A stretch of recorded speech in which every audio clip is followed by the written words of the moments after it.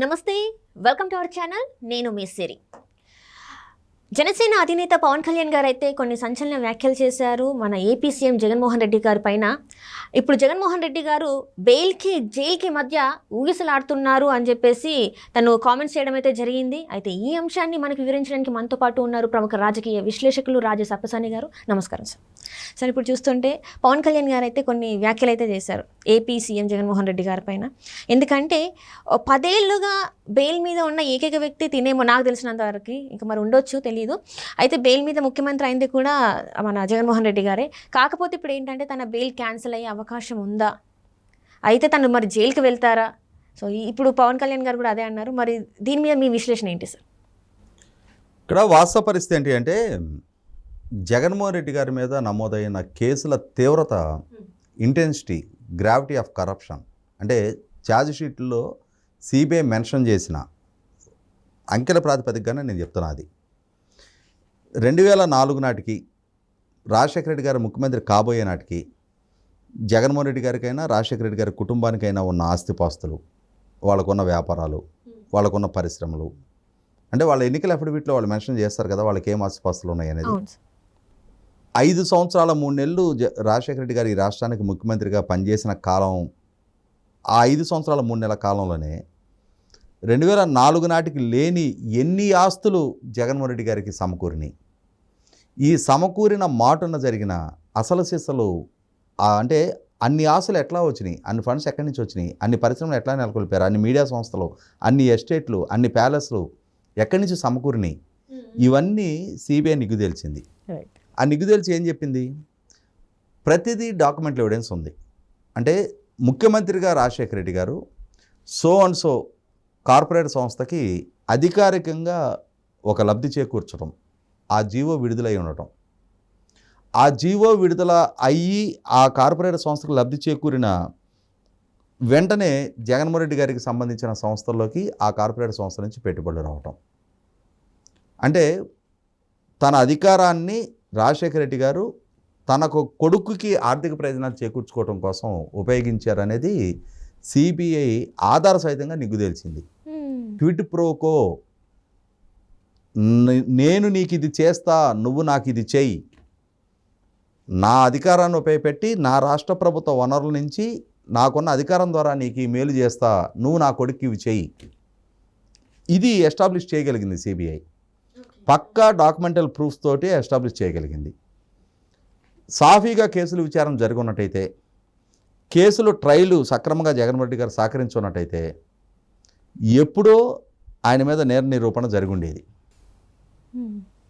68 కోట్లకు సంబంధించిన అవినీతి జరిగింది అని చెప్పని జయలలిత గారిని జైలుకి పంపించారు. ఆ ముఖ్యమంత్రి పదవి కోల్పోయింది.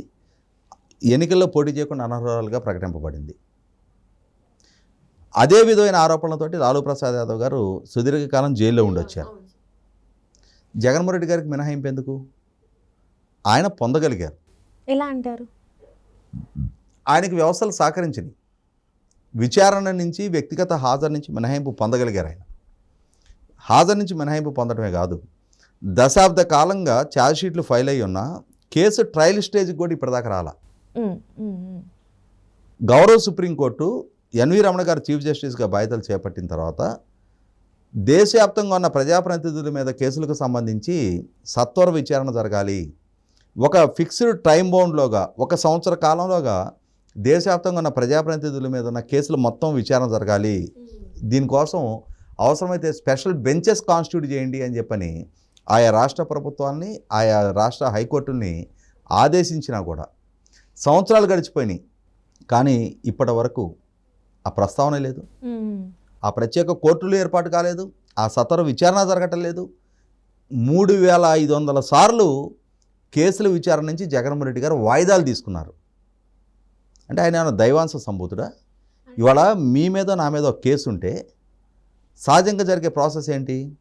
మనం కేసు విచారణకి హాజరు కాకుండా ఉంటే మన లాయరు మా క్లయింట్కి ఈ విధమైన సమస్య ఉంది, ఈరోజు విచారణకు హాజరు కాలేకపోతున్నారు అనేది లీవ్ పిటిషన్ అని ఫైల్ చేస్తారు.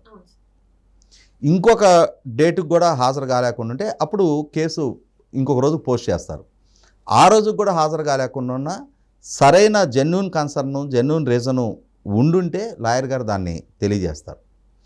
ఇంకొక వాయిదా కూడా అనుకుందాం, అప్పటికి కూడా హాజరు కాకుండా ఉంటే మనది నిజమైన జెన్యూన్ కన్సర్ను, మనం ఏదో వేరే కేసులు ట్రయల్లో ఉండి ఉంటామో, అనారోగ్య సమస్యలో మన హాస్పిటల్ అడ్మిట్ అయ్యి ఉంటాం లాంటివి ఉంటే ఆ కన్సర్న్ ప్రూఫ్ కోర్టుకి సబ్మిట్ చేస్తే కోర్టు కన్విన్స్ అయ్యి మరొకసారి వెసులుబాటు ఇస్తుంది.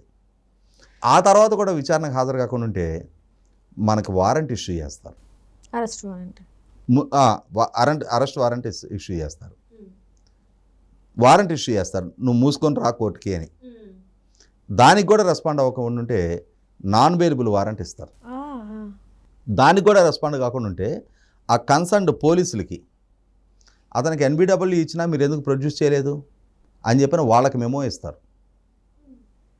అప్పటికీ హాజరు కాకపోతే ఆ కన్సర్న్డ్ పోలీసుల మీద యాక్షన్ తీసుకుంటారు. అంటే ఒక సామాన్యుడికి సంబంధించి ఇంత కఠినంగా ఉంటాయి నిబంధనలు. జగన్మోహన్ రెడ్డి గారు ఏమన్నా వేరే గ్రహాన్ని నుంచి దిగొచ్చాడా? అంటే ఈ దేశంలో పౌరులకు వర్తించే చట్టాలు ఆయనకు వర్తించవా? ముఖ్యమంత్రి హోదాలో ఉన్నాను కదా, నేను వస్తే ట్రాఫిక్ జామ్ అవుతుంది, లేకపోతే సెక్యూరిటీ ఇష్యూస్ ఉన్నాయి, సో దానివల్ల నేను హాజరు కాలేదు అని చెప్పేసి తను కొన్నిసార్లు చెప్పడం జరిగింది. సో అది మరి తనకు అనుకూలంగా మార్చుకొని చెప్పారా, లేకపోతే నిజంగా తను హాజరు కాలేక చెప్పారంటారా? ఇక్కడ అదే అంటే కన్సర్న్ అనుకుందాం మనం. నిన్న కేజ్రీవాల్ గారి కేసులో గౌరవ ఢిల్లీ హైకోర్టు ఏమని స్పష్టం చేసింది? చట్టం ముందు ముఖ్యమంత్రి కాబట్టి అడిషనల్ ప్రివిలేజెస్ ఏముండవు, ఓకే, ఇవ్వటం సాధ్యం కాదు. కోర్టుకి మీరు ముఖ్యమంత్రి సామాన్యుడు అనేది విచక్షణ ఉండదు, ఎవరైనా మాకొకటే అని చెప్పని ఢిల్లీ హైకోర్టు చెప్పింది కదా. మరి ఆ అంశం జగన్మోహన్ రెడ్డి గారికి ఎందుకు వర్తించదు? ఇదే అంశాన్ని పవన్ కళ్యాణ్ గారు నేను స్పష్టం చేయడం జరిగింది. జగన్మోహన్ రెడ్డి గారు తనకున్న ముఖ్యమంత్రిత్వాన్ని అడ్డు పెట్టుకొని వ్యవస్థలను మేనేజ్ చేస్తా విచారణ నుంచి తప్పించుకుంటున్నారు, వేల సార్లు విచారణకు సహకరించకుండా వాయిదాలు తీసుకోగలుగుతున్నారు. ఒక్కసారి ఆయనకు అధికారాన్ని దూరం చేస్తే ఆయన మీద నమోదైన కేసుల తీవ్రత దృష్ట్యా, సిబిఐ సేకరించిన సాక్ష్యాధారాల దృష్ట్యా, నమోదైన ఛార్జ్ షీటుల దృష్ట్యా 100% పాళ్ళు విచారణకు సహకరించి తీరాలి. ఇప్పుడు ముఖ్యమంత్రి పదవి, ముఖ్యమంత్రి విధులు వీటిని సాకుగా చూపించి విచారణ నుంచి తప్పుకుంటున్నారు. ఈ పదవి కోల్పోతే ఆ సాకులు చెప్పడానికి ఆస్కారం ఉండదు. 100% పాళ్ళు విచారణకు హాజరై తీరాలి. ఒకసారి విచారణకంటూ ఆయన హాజరైతే రోజువారీ విచారణ కొనసాగితే ఆయన కేసులు సత్వరం ముగింపుకు రావడానికి, తీర్పు రావడానికి ఆస్కారం ఉంది. ఆయన మీద సిబిఐ దాఖలు చేస్తున్న ఛార్జ్ షీట్లలో మెన్షన్ చేసిన సాక్ష్యాధారాల దృష్ట్యా ఖచ్చితంగా శిక్షకు గురి కావడానికి ఆస్కారం ఉంది. ఆ రోజు ఈ బెయిల్ రద్దు కావడానికి ఆస్కారం ఉంది, ఆయన జైలుకి వెళ్ళడానికి ఆస్కారం ఉంది. ఎందుకంటే ఇప్పుడు దేశంలో ఇంతకన్నా సీనియర్ నాయకులు జైల్లో ఉన్నాళ్ళు చాలామంది ఉన్నారు. ఇటువంటి నేపథ్యంలో జగన్మోహన్ రెడ్డి గారి రాజకీయ ప్రస్థానం కూడా ఈ అధికారంతో ముడిపడి ఉంది. ఈ అధికారం అంటూ కోల్పోయిన నిమిషాన ఆయన ఖచ్చితంగా జైలు గోడలకు పరిమితం కావటం ఖాయమైన అంశాన్ని పవన్ కళ్యాణ్ గారు చెప్పడం జరిగింది. వాస్తవం కూడా అది. ఇవాళ కేవలం జగన్మోహన్ రెడ్డి గారు తనని కేసుల విచారణ నుంచి కాపాడటం కోసమే ముఖ్యమంత్రి పదవి కావాలి ఆయనకి. ఆయనకి 2019 ఎన్నికలకు ముందు నేను ప్రత్యేక హోదా సాధిస్తా, రాష్ట్రాన్ని అభివృద్ధి చేస్తా, యువతకు భవిష్యత్తు కల్పిస్తా, మద్య నిషేధం చేస్తా, ఇట్లా రకరకాల వాగ్దానాలు చేశారు. ఇవాళ పాలకుడుగా ఇందులో ఏది నెరవేర్చారు అంటే ఆయన చెప్తున్నాడు 99% నేను పూర్తి చేశాను, కంప్లీట్ చేశాను. ఆయన ఏం చెప్తున్నారు అని అంటే, ఆయన చేసిన వాగ్దానాలు వేరు, ఆయన విడుదల చేసిన మేనిఫెస్టో వేరు. ప్రజలు నాయకుడిగా ప్రజల్లో పర్యటించిన సందర్భంగా ఏం ప్రసంగించావో వింటారు తప్ప ప్రతి ఓటరు నువ్వు ఇచ్చే మేనిఫెస్టో చదువుకొని ఓటేయరు. నువ్వు మైక్లో ఏం చెప్పావు, టీవీలో ఏం ప్రసంగించావు, దీన్ని బట్టి నిర్ణయం చేస్తారు. ప్రజల్లోకి వచ్చిన రోజు ఆయన చెప్పింది, నేను ప్రత్యేక హోదా సాధిస్తా, నాకు మెజార్టీ ఎంపీ స్థానాలు ఇవ్వండి, నేను రాజధాని నిర్మాణం చేస్తా, పోలవరం నిర్మాణం చేస్తా, వలస లేని ఉపాధి కల్పిస్తా, మద్యపాన నిషేధం చేస్తా, ఉద్యోగస్తులకు సిపిఎస్ రద్దు చేస్తా, ఇవి మెన్షన్ చేశారు. ఇవి మేనిఫెస్టోలో పెట్టలా. మేనిఫెస్టోలో పెట్టింది నవరత్నాలు మాత్రం పెట్టారు. నవరత్నాలు అమలు చేశానని చెప్పుకుంటున్నారు ఆయన. కానీ ఈ వాగ్దానాలన్నీ మీరు ఇచ్చినవి కాదా? వీడియో సాక్ష్యాలు ఉన్నాయి, ఇప్పటికీ మీరు ప్రసంగించిన సాక్ష్యాలు ఉన్నాయి, ప్రజలను అడ్రస్ చేసిన సాక్ష్యాధారాలు ఇప్పటికీ ఉన్నాయి. వేటిని నెరవేర్చే ప్రయత్నం కూడా చేయాల. అసలు విభజన చట్టానికి సంబంధించి కేంద్ర ప్రభుత్వంతో పోరాట పట్టమే ప్రదర్శించాల. ఎందుకు? ఆయన విచారణ నుంచి తప్పుకుంటే చాలు. కేంద్ర ప్రభుత్వానికి సహకారం అందించారు, వాళ్ళ బిల్లులకి అన్నిటికీ ఆమోదం తెలిపారు, వాళ్ళు నిలబెట్టిన రాష్ట్రపతులకి ఉపరాష్ట్రపతులకి మద్దతు తెలిపారు. నన్ను కేసు నుంచి కాపాడండి, కాపాడండి. విచారణ వేగవంతం కాకుండా ఉంటే చూడండి, మీకు బాంచన్ మీ కాలు మొక్కుతా. సాక్షాత్తు ప్రధానమంత్రి గారి కాళ్ళకి తిరుపతి ఎయిర్పోర్ట్లో నమస్కారం చేశారు కదా. ఒక ముఖ్యమంత్రి ప్రధానమంత్రి గారి కాళ్ళకి నమస్కారం చేయటం నేనైతే నా అనుభవంలో చూడాల. ఏ ముఖ్యమంత్రి ఏ ప్రధానమంత్రి గారికి నమస్కారం చేయటం ఎక్సెప్ట్ జగన్మోహన్ రెడ్డి గారిని తప్ప. అంటే జగన్మోహన్ రెడ్డి గారు తన కేసు నుంచి బయటపడటం కోసం సామదాన భేద దండోపాయాలు ఎట్లా ఉంటాయో ఆయన కూడా అన్ని అవకాశాలు అన్ని మార్గాలను ఉపయోగపెట్టుకొని ఆ కేసులు విచారణ వేగవంతం కాకుండా తప్పించుకున్నారు. ఈ అధికారం కోల్పోతే అది సాధ్యం కాదు.